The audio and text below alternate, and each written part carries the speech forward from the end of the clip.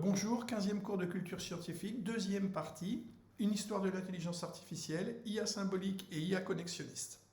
Donc en 1956, l'intelligence artificielle naît en tant que domaine de recherche. Donc là, on est dans le courant IA symbolique. En 1955, donc, les informaticiens John McCarthy et Claude Shannon, le théorème de Shannon, on enseigne dans ce cours du traitement du signal, on enseigne le théorème de Shannon, lèvent des fonds pour organiser une conférence sur le sujet de l'intelligence artificielle. Donc la conférence aura lieu en 1956 au Dartmouth College, New Hampshire, États-Unis, et on voit des noms qui vont être au cœur de l'intelligence artificielle dans son développement. Avant de demander l'avis d'experts sur ce qu'est l'intelligence artificielle, un petit rappel sur ce qu'est un expert. Donc j'ai voulu vous rappeler Le goût du vrai d'Étienne Klein, ce petit livre qui nous rappelle qu'on a tous tendance à nous considérer comme experts. Donc que pensent les experts sur l'intelligence artificielle? Alors Bill Gates, qui est quand même aujourd'hui, qui n'est plus à la tête de Microsoft, mais qui est un actionnaire important de Microsoft et qui a été le créateur avec d'autres, mais c'est lui qui est le créateur, et qui aujourd'hui, Microsoft s'est tourné vers l'IA. C'est impressionnant le virage qu'a fait cette entreprise. Il n'existe pas tant de technologies qui soient à la fois aussi prometteuses et aussi dangereuses, donc c'est intéressant. Donc on voit Yann LeCun, donc le français, qui est né en 1960, 63 ans, pionnier des réseaux de neurones artificiels de l'apprentissage profond, lauréat du prix Turing 2018, directeur du laboratoire d'intelligence artificielle de Facebook, professeur et créateur à l'Université de New York. Faut-il avoir peur de l'IA? Clairement, non. Bien sûr, elle peut présenter des bénéfices et des dangers. En démocratie en général, les effets de l'IA sont plutôt positifs. Il contribue à des transports plus sûrs, au diagnostic médical, à la lutte antiterroriste, mais il peut toujours y avoir des débordements. La techno, elle reste neutre. À terme, l'IA peut-elle finir par dépasser et asservir l'humanité? La peur du grand soulèvement se fonde sur de fausses hypothèses. Ce scénario à la Terminator, qui se retrouve dans beaucoup de films de SF et remonte au mythe du golem, s'appuie sur le postulat que l'intelligence est corrélée à la tentation de dominer. Mais s'il est faux, il suffit de regarder autour de nous pour constater que ce n'est pas forcément les gens les plus intelligents qui gouvernent. Ironique. Par ailleurs, pourquoi construirions-nous de telles machines? En serons-nous même capables? Il n'en existe aucune aujourd'hui qui puisse effectuer des tâches non déterminées. Certains nous battent au go, aux échecs, ou peuvent traduire des textes en 200 langues, mais elles ne savent faire que ça. La thèse de la singularité d'une intelligence artificielle qui dépasse la nôtre, je n'y crois pas. Les machines seront toujours contrôlées par l'humanité. Luc Julia, informaticien, spécialiste de la reconnaissance vocale, co-inventeur de Siri, l'assistant vocal d'Apple, vice-président d'innovation chez Samsung, passé précédemment chez Apple, et Hewlett-Packard, créateur de plusieurs startups dédiées à la reconnaissance vocale. Aujourd'hui, je crois directeur de la recherche chez Renault. Faut-il avoir peur de l'IA? Absolument pas. Voilà ce qu'il dit, l'IA n'existe pas, il écrit un livre. Par ailleurs, le terme d'intelligence artificielle est trompeur. Il a été utilisé à partir de 1956 pour résumer l'ambition des chercheurs d'alors, mais il ne reflète en rien la réalité. Aujourd'hui encore, parler d'intelligence artificielle reste une vaste fumisterie. L'IA est stupide et elle ne fait que ce qu'on lui demande de faire. Quels seraient-ils les dangers? Le vrai danger, c'est la consommation d'énergie de cette technologie. Nous sommes engagés dans une vaste tendance à la dématérialisation accélérée par l'intelligence artificielle. Mais on ne se rend pas compte qu'au rythme actuel, on va droit dans le mur. Pour jouer au Go, DeepMind, l'IA de Google consomme près de 440 000 watts par heure, soit l'équivalent d'un petit data center. Le cerveau humain, lui, ne consomme que 20 watts par heure. Et il fait bien d'autres choses que jouer au Go. L'économie digitale, avec Internet, les réseaux, le stockage des données, les technologies blockchain, représente déjà près de 20% de la consommation électrique mondiale. Donc là, il soulève un problème intéressant. Faire tourner les IA pour détecter des cancers et sauver des vies, ok, mais une telle débauche d'énergie pour jouer au Go ou à StarCraft, non. Il faut que l'IA soit au service de l'homme et le soulage dans son quotidien, mais pas qu'elle l'enferme dans un univers virtuel, ni qu'elle hypothèque son avenir. Jean-Paul Delahaye, spécialiste en intelligence artificielle et en théorie de la complexité, professeur émérite à l'Université de Lille, chercheur au Centre de recherche en informatique Signal et automatique de Lille, membre du comité d'éthique du CNRS, auteur de livres, d'articles, d'informations scientifiques dans le domaine des mathématiques et de l'informatique. Faut-il avoir peur de l'IA? Ultimement, non. Mais localement, oui. Il suffit de regarder l'utilisation de la reconnaissance faciale en Chine qui sert à classer les individus par catégorie sociale ou origine ethnique et à les surveiller. Comment rester maître de cette évolution? De toute façon, il est inconcevable de la freiner. Rien n'empêchera l'IA de progresser. Aujourd'hui, nous sommes dans le cycle de l'apprentissage profond et des réseaux de neurones, mais c'est une mode. Il existe d'autres approches. Les réseaux de neurones ne sont pas la panacée. Et l'IA symbolique, à l'origine de l'intelligence artificielle, continuera de jouer un rôle important dans l'avenir. Les deux approches sont complémentaires. Donc qu'est-ce que c'est que cette IA symbolique, hein? Qu'est-ce que c'est que ces réseaux de neurones? C'est quoi? Donc c'est ce que l'on va voir maintenant, hein. Donc on imite la pensée, le calcul formel, l'IA symbolique. Et de l'autre côté, on imite le cerveau, les processus biophysiques du cerveau, neurones, réseaux de neurones. Walter Pitts, neuropsychologue, hein, qui a pour la première fois représenté mathématiquement et informatiquement un neurone biologique. Donc, de l'autre côté, Alan Turing, donc lui, il essayait de reproduire la pensée, hein, par un algorithme, alors que là, Pitts, lui, va dire, mais qu'est-ce que c'est qu'un neurone? Et on va fabriquer des réseaux de neurones. Donc, elle n'a pas commencé, hein, il y a 80 ans avec la construction du premier ordinateur. Bien sûr, pour programmer ou simuler la pensée, il faut la comprendre, la démonter, la décomposer. Pour coder un processus de raisonnement, il faut d'abord pouvoir le décoder. Et cette volonté d'analyse existait déjà dans l'Antiquité. Ce sont les mathématiques. Alors, les mathématiques et la logique, hein, sont devenues l'informatique. L'histoire de l'informatique peut être décrite comme le rêve de réunir ces deux branches cousines, mathématiques et logique. Et peut-être même plus que cousines, hein. Donc, on voit bien que les mathématiques, hein, c'est vaste. C'est tout un tas de branches des mathématiques. Je ne reviendrai pas dessus. Donc les mathématiques et la logique se sont développées chacune de leur côté autour de leurs penseurs emblématiques, Platon d'un côté, Aristote de l'autre. Intéressant, hein? Avec Al-Khwarizmi, hein, les sciences arabes, René Descartes, la géométrie algébrique, donc l'algèbre, Boole, l'algèbre de Boole. Maintenant, les deux courants de pensée de la psychologie anglo-américaine au XXe siècle, les cognitivistes, les psychologues croient que la pensée peut se modéliser et le raisonnement se décomposer en une section d'étapes, la cognition. Les comportementalistes, bien, les psychologues sont convaincus qu'on peut comprendre l'essentiel de l'être humain en analysant ses réactions à des stimulations précises, approche de type boîte noire.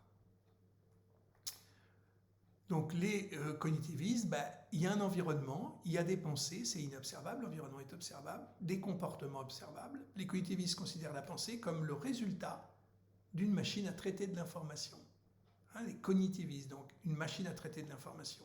De l'autre côté, les comportementalistes, eux, ils s'intéressent à l'environnement qui est observable, les comportements, mais pas à la pensée qui est inobservable. Donc les comportementalistes ne vont s'intéresser qu'au comportement de l'environnement, car ils sont observables, ils ne s'intéressent pas à la pensée, elle est inobservable. Voilà, avec des noms qui apparaissent, hein, la prédiction de l'intelligence artificielle, le test de Turing, donc Alan Turing, la théorie de l'information et Claude Shannon, hein, qui va théoriser l'information, et la cybernétique, les possibilités d'automatisation de Norbert Wiener. Un rapide petit tour historique sur l'avènement de l'intelligence artificielle, donc la piste de l'IA symbolique, hein, c'était donc dans les années 30 puis 50, hein, aidé par bien sûr la mise au point de l'ordinateur, on imite la pensée. Et de l'autre côté, eh bien, on imite le cerveau, la piste de l'IA connexionniste, hein, voilà, avec les créateurs des premiers neurones artificiels. Donc on avait vu Pitts, il y a McCulloch, c'était les deux associés, qui vont sortir un article, hein, Logical Calculus of the Ideas Immanent in Nervous Activity. Donc ils vont mathématiser, vous voyez un neurone, donc c'est une image, hein, c'est joli, et on voit ses entrées, ses sorties, hein, cet axone qui va relier les terminales, le terminal et le cœur, là, l'entrée-sortie. Eh bien, on va le représenter mathématiquement comme une somme avec des seuils et des données en entrée, x1, x2, on les pondère par un poids, les coefficients synaptiques, et puis on en fait la somme, mais pondérée, et on crée une fonction y comme ça, un f de x1 w1 plus x2 w2. Donc c'est étonnant, hein, comme on a pu comme ça représenter les neurones. L'association des neurones, donc The Organization of Behavior, hein, Hebb, donc la règle de Hebb, elle précise l'association des neurones entre eux. Donc lui, il a réfléchi comment on peut associer les neurones entre eux. Donc voilà. On continue l'histoire de l'avènement de l'intelligence artificielle. En 1957, donc connexionniste, hein, la piste de l'IA connexionniste, Rosenblatt donc, crée le perceptron, l'un des premiers réseaux de neurones artificiels. On reviendra sur les réseaux de neurones, j'ai mis. Hein. Donc Frank Rosenblatt, donc c'est très très tôt, hein, puisque cet article date de 1958. Si je vois 57, on voit 8 là-haut. Ce perceptron, a probabilistic model for information storage, an organization in the brain. Donc en 1957, ce psychologue américain fabrique le premier réseau de neurones artificiels. Son perceptron est déjà capable de classer des images qu'on lui présente. On dit que c'est binaire, hein. Il va classer deux types d'images. Donc les réseaux de neurones formels de McCulloch et Pitts sont figés. Leurs coefficients synaptiques, les poids sont constants. Un tel réseau ne peut apprendre. Donc voilà, on était à ce moment-là. On considère que le perceptron est le premier réseau de neurones artificiels évolutif, c'est-à-dire capable d'apprentissage. Pas mal, hein? Le perceptron est le premier réseau de neurones monocouche. Il n'y a pas multicouche comme aujourd'hui. Entrée, neurone, sortie. Le perceptron permet de classer les informations en deux groupes, c'est un classificateur binaire. 1963, donc on revient vers l'IA symbolique, création d'ELISA, le premier agent conversationnel, donc voilà l'article, Computational Linguistic. Donc si on lit un peu l'introduction, là, ELISA is a program operating within. Donc ELISA est un programme fonctionnel au sein du système de partage de temps, MAC du MIT, qui rend possible certains types de conversations en langage naturel entre l'homme et l'ordinateur. Les phrases d'entrée sont analysées sur la base de règles de décomposition qui sont déclenchées par des mots clés apparaissant dans le texte d'entrée. Les réponses sont générées par des règles de réassemblage associées à des règles de décomposition sélectionnées.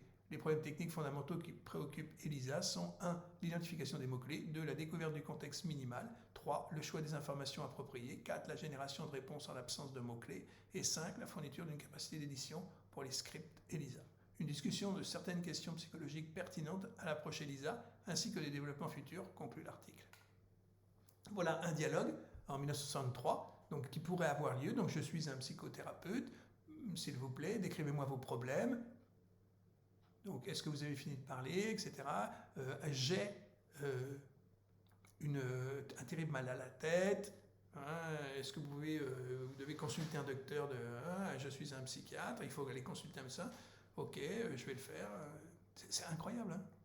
On est en 63. Le langage naturel, le propre de l'homme, disait René Descartes, reste difficile à maîtriser. Et oui, la signification des mots. 1969, violente crise des réseaux de neurones.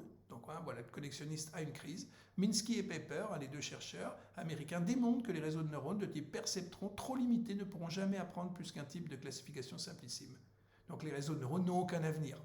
Ce qu'on disait en 1969. 73, premier hiver de l'IA, faute de résultats. On ne parle plus tellement d'intelligence artificielle. 1982, il s'agissait de rassembler dans les bases de données, on revient symbolique là, toutes les connaissances des experts d'une discipline, d'expliciter des règles de raisonnement. C'est la relance de l'IA avec les systèmes experts. On concevait alors un moteur d'inférence permettant de reproduire la pensée des experts à partir de ces règles. C'est vite très compliqué, on ne va pas s'en sortir. 1986, naissance de l'apprentissage par renforcement, on reviendra sur l'apprentissage par renforcement. 87, deuxième hiver de l'IA, il faut des puissances de calcul qu'on n'a pas. 93, relance de l'IA grâce au progrès de l'informatique. Et voilà arrivé en 97, la victoire de Deep Blue, l'ordinateur d'IBM, aux échecs contre Garry Kasparov. Incroyable, quoi. Alors, la complexité du jeu d'échecs, vous avez les pièces, le roi, la reine, le fou, le cavalier, la tour et les pions. On place les pièces en début de partie, puis la reine, elle est la pièce maîtresse, elle peut avancer dans tous les sens, en ligne droite, en diagonale, tant qu'elle ne croise pas d'autres pièces. Le roi, il ne peut avancer que d'une seule case à la fois dans toutes les directions. Le pion, il n'a pas le droit de reculer, il ne peut avancer que d'une seule case à la fois, sauf lors du premier coup où le joueur peut déplacer de 2 cases. Le cavalier se déplace toujours de 3 cases, mais pas en ligne droite. Son déplacement forme un L, lui seul a le droit de sauter au-dessus d'une autre pièce. Le fou, il se déplace toujours en diagonale, comme la tour, il peut avancer tant qu'il ne rencontre pas d'obstacle.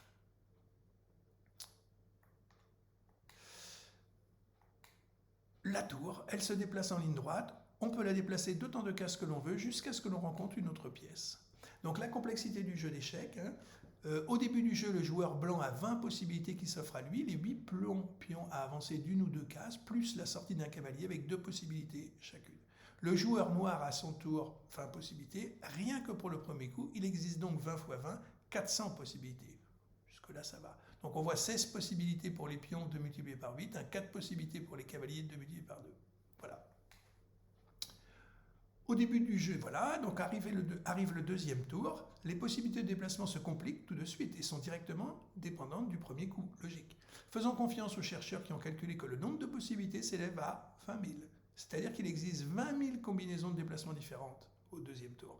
Dès le troisième tour, on comprend aisément que le cerveau humain n'est plus capable de calculer seul le nombre total de possibilités. Normal, le chiffre devient astronomique.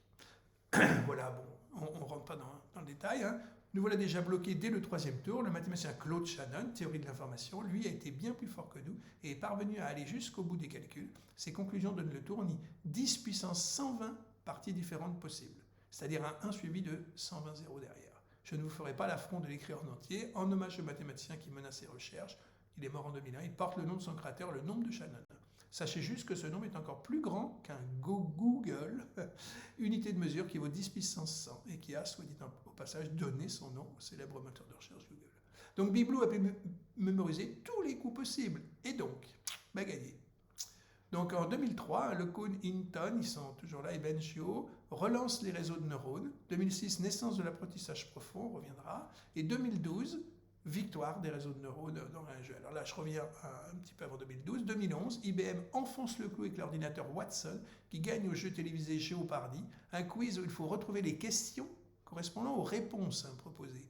Donc le programme l'emporte avec une rapidité déconcertante en utilisant un langage naturel, sans connexion Internet, mais avec une base de données de 200 millions de pages. En fait, dans ce petit film, on vous montre la question est à peine posée que l'ordinateur répond. Ils n'avaient aucune chance, les humains. 2012, victoire des réseaux de neurones et de l'apprentissage profond au concours ImageNet. On reviendra sur l'apprentissage profond. Voilà l'année charnière pour le deep learning, l'apprentissage profond. Le chercheur américain Geoffrey Hinton remporte la prestigieuse compétition ImageNet Large Scale Visual Recognition Challenge, consacrée à la reconnaissance d'images. Le programme l'emporte avec un taux d'erreur 2 fois moins élevé que ses concurrents. Donc on assiste à une accélération des applications d'intelligence artificielle depuis l'apparition en 2005 du deep learning associé au big data. Mais qu'est-ce que le deep learning et les big data? Un petit peu de vocabulaire. Donc c'est quoi un algorithme? C'est une suite d'opérations effectuées dans un ordre précis permettant de résoudre un problème en un temps fini. On rappelle ici, c'est comme dire je mets 2 grammes de sel ou je mets une pincée de sel. C'est pas un algorithme, une pincée de sel. C'est pas combien il y en a. Donc, c'est quoi les big data? Ce sont les ensembles de données que l'on peut collecter grâce à Internet et aux objets connectés. Géolocalisation, préférences musicales ou littéraires, radio, échographie. Trop volumineux pour pouvoir être analysé par des capacités humaines ou des outils informatiques classiques, mais que les algorithmes d'intelligence artificielle peuvent exploiter. Donc c'est quoi un machine learning ou apprentissage automatique? C'est un procédé qui permet aux ordinateurs d'apprendre en reconnaissant dans une masse de données des formes ou des modèles simplifiés appelés patterns, qui se répètent. Si on lui confie de nouvelles données, il peut prédire l'apparition de ces formes et agir. Son but est de prédire. Par exemple, on injecte des milliers de parties d'échecs dans la mémoire d'un ordinateur et il réussit à battre les meilleurs joueurs mondiaux. Deuxième exemple, on donne la définition d'un chat à un ordinateur, oreilles, moustaches, yeux, pattes, queue, et il peut en reconnaître un sur des photos. Mais une petite remarque sur les limites de l'IA, il faut 100 000 images de chat pour que la machine apprenne à reconnaître un chat, alors qu'il en faut 2 pour un enfant de 2 ans. Donc maintenant, c'est quoi un deep learning? Donc Yann LeCun nous explique. Donc vous voyez, au départ, il y a des entrées. Il y avait la machine de Rosenblatt avec entrée, sortie, et au milieu, un réseau de neurones, une couche. Donc c'est une forme de machine learning dynamique. L'idée est de modéliser le cerveau, donc des réseaux de neurones. Vous voyez les couches de neurones là, 100, 500, 200 neurones, et il y a les couches cachées. On voit les couches là, avec les entrées à gauche, les sorties à droite. C'est une forme de machine learning dynamique, l'idée est de modéliser le cerveau, pas le monde. Grâce à l'expansion d'Internet, les données collectées sont infinies et l'ordinateur apprend à apprendre. Premier exemple, il analyse des millions d'images avec le mot chat en légende, ou commentaire, et il déduit de lui-même ce qu'est un chat jusqu'à le connaître dans des photos sans légende. Il va deviner ce qu'est un chat. Deuxième exemple, on lui donne les règles du jeu de Go, il joue contre lui-même, simule un nombre inimaginable de combinaisons et bat le meilleur joueur mondial. Donc dans ce petit film, on vous explique ce que c'est. Et ici, c'était d'abord le deep learning, l'intelligence artificielle, d'abord le machine learning, et puis après le deep learning, donc le réseau de neurones, qu'est-ce que c'est? Eh bien, je vous remercie. Au revoir.